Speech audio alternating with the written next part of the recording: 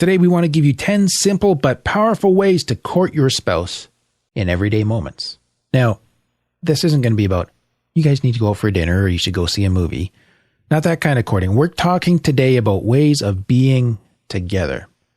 It's deeper, but still very concrete. Welcome to the Only You Forever podcast. If you want to build a thriving, passionate marriage, we've got the research, the truth, and the answers you've been looking for. And now, here are your hosts, Caleb and Verlinda Simone Gendel. Hey everybody, this is episode number 54, and we're going to be talking about courting your spouse, because there's this little reality about marriage. People say marriage is hard work, and certainly for guys like myself, it is. But what do you mean by that? Not about yourself, but like marriage is hard work.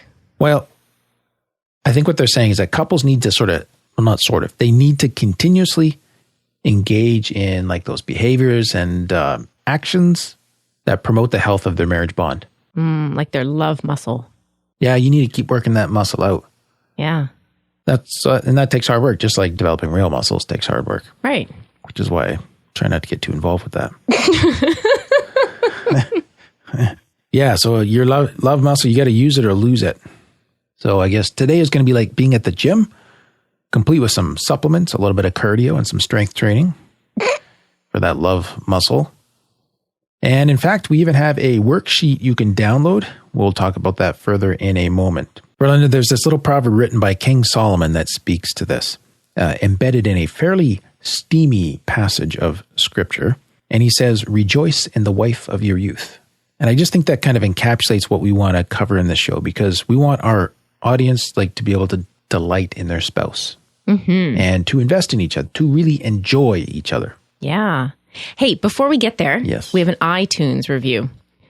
And I really enjoy the candor. It's great. 5 stars from E. Paulsma from Canada on March 28th. He says, thanks for your podcast. It makes me think every week. So short and sweet. So thanks for that kind review. And we're glad we're giving you content worth thinking about. I guess that's why we call this the podcast for smart people, because you're thinking about something that really matters, which is your marriage. All right, let's start with Wyverlin and then get to the 10 ways to court your spouse. So I'm starting here with research by Canary, Stafford, and Semick from 2002. And the kind of principle behind this is that liking is the degree to which a person admires his or her spouse. Got Okay. that? So liking's different than loving, you would say. It's more about admiring. Okay. And it's made up of affection and respect. Okay. Yep. Yep. So liking is the outcome, or it results from what they call maintenance behaviors. And maintenance behaviors are these 10 things that we're going to get to in a few moments. Oh, okay. Yeah. So this is the point that we need to be constantly planting these seeds or working out this muscle. So that muscle.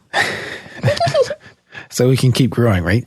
So if you stop planting those seeds or you stop working that muscle out, you're going to wake up one day and there's nothing there to nourish your marriage. That's not good. Yeah. And at that point, you're also months away from turning that around.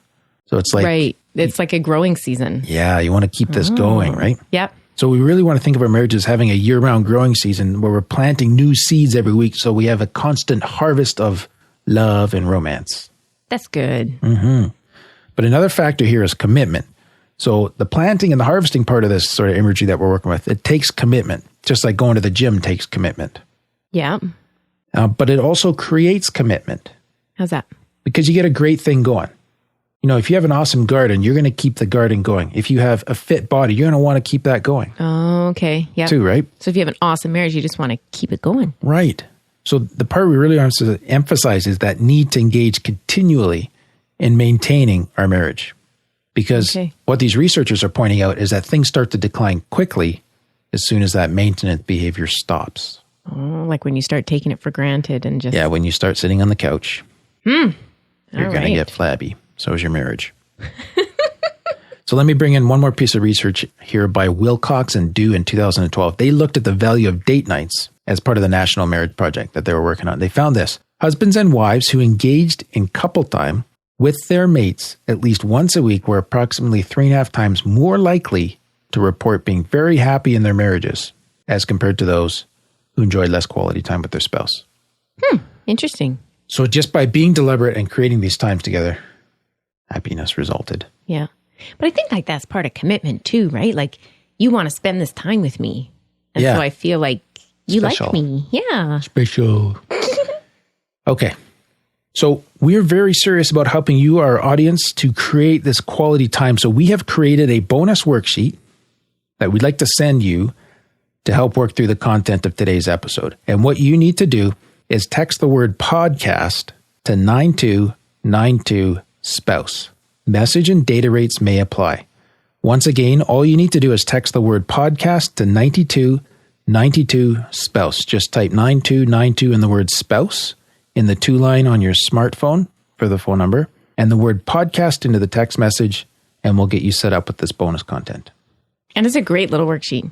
I do have to admit, you did a great job on it. Oh, thanks. Okay. So what I we're think going to... I might download it too. Really? Yeah. Well, I think you should work on it. For sure. Yeah. All right. So this whole business of marriage being hard work, well, it's good hard work, Yeah, right, Verlinda? And, you know, it can be fun and joyful to create this kind of marriage. absolutely. And I think that's what you and I have really found is that, well, it hasn't made our marriage perfect or free from stress or times of frustration with each other. Most of the time, though, you and I are actually having a pretty darn good time together. Mm-hmm. And that's a good thing. Like Except we when you enjoy... use bad words. Oh, sorry. Darn. Oh, A great time together. yes. Mm-hmm. No more knitting. Get it? I was just saying how much we enjoy knitting. Right. Okay. Okay. Now that I've been corrected, we will proceed. Oh, give me a break. All right. What's your 10 ways, honey? Okay, here we go. So these aren't just 10 ideas we're pulling out of a hat. These are 10 ideas pulled out of empirically validated research. This stuff does work. It will make a difference in your marriage. Number 1, be generous. Like buy you lots of presents? No. So this is from a study in 2013 found in the Journal of Marriage and Family.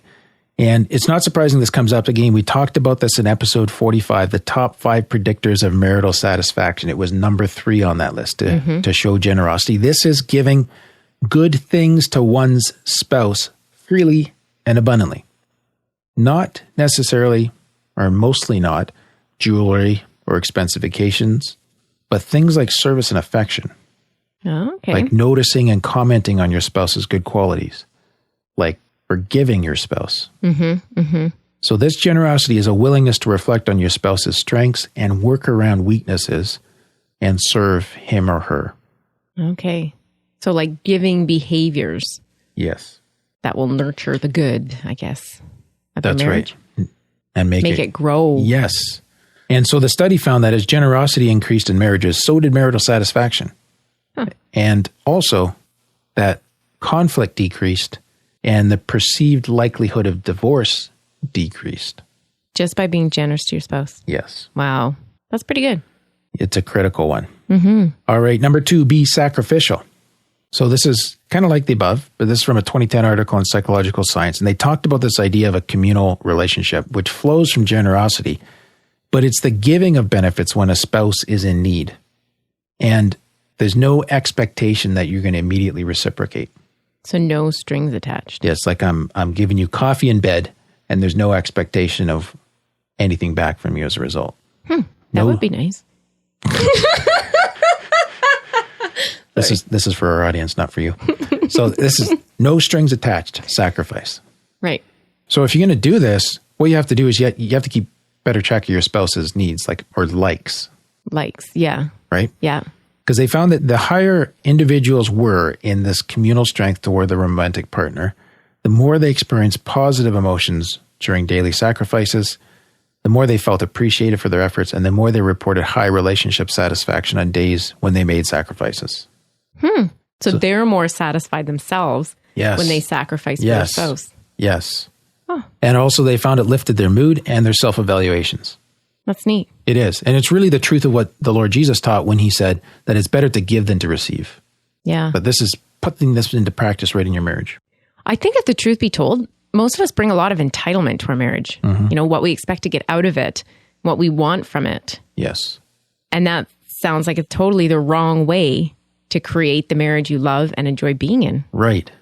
Think about it as what you can give. rather than what you can get. Yes. That's good. So when that goes on, that's a good segue to number 3. which is be grateful. And Okay. this is an important corollary to the above. Corollary? Sorry, what did you say? You just say it. Just explain it. It's a conclusion that follows from the previous conclusion or builds on it. Okay. So if you're going to be sacrificial and experience this, given, if you're going to give and experience your spouse giving to you, being grateful is a part of it. Because gratitude helps remind us of the good qualities in our spouse. Okay. That makes sense. Yeah. Because we're actually vocalizing them. Yeah. Yep. And the research points out that on days where, one spouse expresses more gratitude and says thank you a lot, the other spouse felt more satisfied with the relationship. Because they're being thanked. Yeah. Okay. It's just that feeling of being appreciated. Yeah. Right? Yeah. Such a simple thing. Yeah. Just kind of noticing those little positives and acknowledging by saying, hey, thank you. Right. We take that stuff for granted. Yeah. Right. So sometimes we just need that kind of little smack upside the head to say, hey, be grateful. Without the smack, but yeah. When you could be grateful for the smack if you need it. Yeah, right. All right. Number 4, be open. And this is the idea of discussing your relationship. Can we stop for a minute? Yeah. Like we joke about a smack upside the head, Yeah. but there's some people out there that would experience that. Oh, yeah. That's not good. No. So you're not talking literally about smacking me across the head. I think we need to be clear on that. Okay. Like that's not okay. No, correct. All right. Number 4. Be open. Smacking upside the head is not acceptable. But discuss your relationship and like the relationship itself. Rather than what you're doing tomorrow or the kids. Well, or, that's good too. Like Yeah. we need daily interaction, but let's Yeah. talk about our relationship sometimes and share the thoughts and feelings that you enjoy about it. this is almost being the grateful piece we just talked about. It is. It's one very specific Yeah. part of it though, right? So often the things we think we need to hide to protect our spouse from our pain or worry are the very things we need to share in order to bring us closer together. Yeah. We just went through this. Yeah, we've seen this in couples where, they're trying to hide their anxiety from their spouse. Yeah. So then the other spouse is doubly worried because, spouse A is all withdrawn And they know something's wrong. and they know something's wrong. You know what I mean? So, Yeah. that's just going in the wrong direction. So we want to really foster that attitude of openness Yeah. because we say we want a soulmate, but when we internalize and we don't verbalize, we don't put it out there, we're just creating a roommate. No, you don't want a roommate. You want a soulmate. Yes. So to do that, you need to bury your soul. Yes. Scary, but worthwhile. Yep. All right. Number 5, be positive. And this is in the not so much gratitude, but in the sense of assurances. It's a little different than gratitude. So these are things like compliments Okay. or assurances, like I'll always love you. Yeah. And, expressions of love, Yeah. just saying I love you. Right. Like doing the whole, I show it by my actions. Yeah. Well, that's great, but we need to hear it too. Yeah. Yeah. Absolutely. Verbalizing your commitment and giving voice to your affection. I love it when you do this, or I love how you say that, or Right. those kinds of things, right? Yep. So anything you can say to sort of clearly send a signal that this relationship has a future. That's good stuff. Yeah. That's courtship happening in daily moments. All right. Number 6, be together. And this is the idea of sharing a lot of stuff, Okay. like tasks. So things you're doing together, everything Yeah. from that end of the spectrum to right through to social networks. So how do I want to put this? It's kind of like, that you're really moving through life with a sense of us. Yes. So Yeah. you share social networks as much as possible. I don't mean like Facebook. I mean like you have mutual friends, like real life friends, ones Yeah. you can pinch. Yeah. You pinch your friends. Well, I mean, as opposed to like, I I got have you. 500 friends on Facebook. What Right. do you do, Yes. right? Yes. And this is like including family and activities together. And then as well, Verlinda, like doing stuff together is just the idea of sharing tasks. Like doing the dishes Yeah, it's, or painting the house. instead of seeing that as like a chore and distasteful, think of those as moments you can be together. Yeah. Moments you can serve your spouse. Enjoy the pain together. Enjoy the pain. Like tiling the kitchen. There's a reason why it's called painting. Okay? Yeah. So Now- you actually court your spouse Yeah. by doing stuff together, not Yes. just the dates and the dinners Yes. and the holidays, but the Yes. stuff. Yes. Bingo. Yes? Do you sense my agreement? Now, I just think though, Verlinda, if you have to do everything together, or else one or both of you feels there's something wrong, then you're enmeshed. Right. That's different. Yeah. So, that signals a vulnerability in the relationship that's most likely centered on strong anxiety about the relationship. Yeah. But doing a lot of things together and finding joy and meaning, purpose in many of those things is a great way to court each other. And it actually frees you up to have your alone times as well. Because you've had so much good time together. Yeah, you don't mind if your wife has a ladies' night out. Go for it. Yeah. Right? Yeah. Number 7, be playful. So I was glad to find this in the research because, we've come across some married couples who value that you should never tease or poke fun at each other. Yeah. And That's just maybe so boring. Yeah. I mean, obviously they don't find it boring. Sorry, go ahead. Well, one of the research articles pointed out that playfulness is one of the first casualties of a busy life. If it's just work, work, work, pay the bills, clean, sleep, whatever, then you have no play. So you gotta keep it alive by having some fun and joking around and using silly nicknames like when I call you, never mind. Yeah, never mind. But even our blooper section that we play after the show is over sometimes. It's not playful all the time. Yeah. But we have some good bantering going on. It keeps things upbeat. Yeah. Right? Yeah. Interesting. Yeah. So, but even beyond, teasing, and this is like our teasing is respectful. Right. And like silly nicknames is different than calling names. Yeah. And there's no edge to what we're doing. So I think we should just kind of qualify that. It's not like, I don't know how to have a conversation about the fact that I think you're putting on weight. So I'm just going to call you names that kind of allude to it.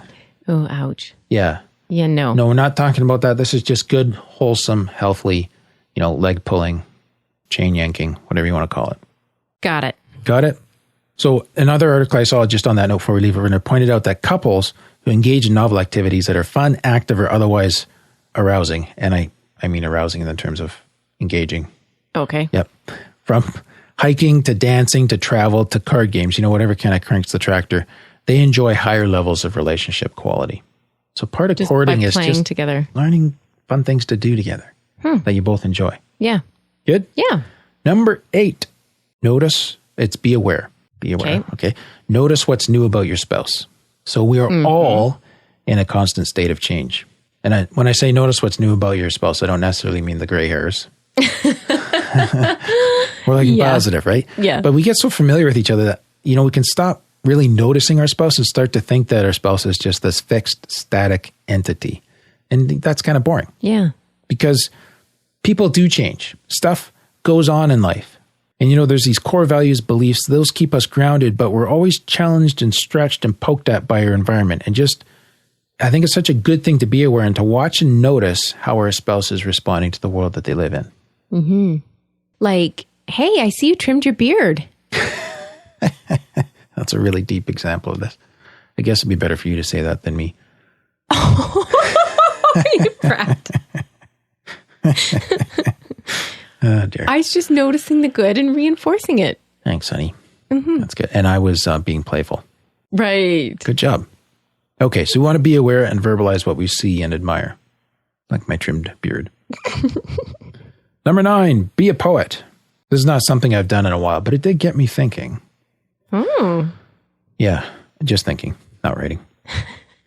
But a University of Texas study found that when participants wrote about their relationships for 20 minutes at a time for 3 days, they were more likely to be together 3 months later. These are dating relationships. Dating, yeah, okay. But the lesson is still there. Because in these relationships, they also expressed more positive emotions in instant message conversations with each other, like texting. Mm-hmm. Because the writing had prompted more good feelings about the relationship. So their point is, hey, the next time you think fondly about your partner, write those thoughts down. Yeah, that's good. Yeah. Even a sticky note. Let's make this simple and accessible. Get a sticky note, write some warm, fuzzy thought on it, and stick it on your spouse's mirror or under their pillow or in their lunchbox or somewhere they're going to find it. Yep. So I need to go look for sticky notes Be a today? Poet. Yeah. Maybe. All right. Number 10, be touching. Oh, I like this one. I mean, like holding hands. Okay. Yeah, that almost got really awkward.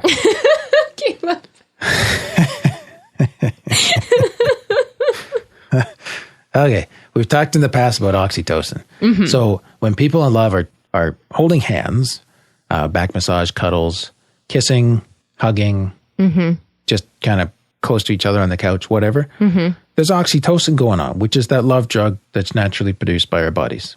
So just think about ways that you can be like a back massage or cuddles or hand holding. Make sure you check out episode 24, How to Hug Your Way to a Better Marriage. We talk about the 6-second hug there. And all that gets that love hormone going, reduces stress that you're experiencing, and increases bonding. So just a reminder, this is another courting thing you can do in your marriage. Be touching.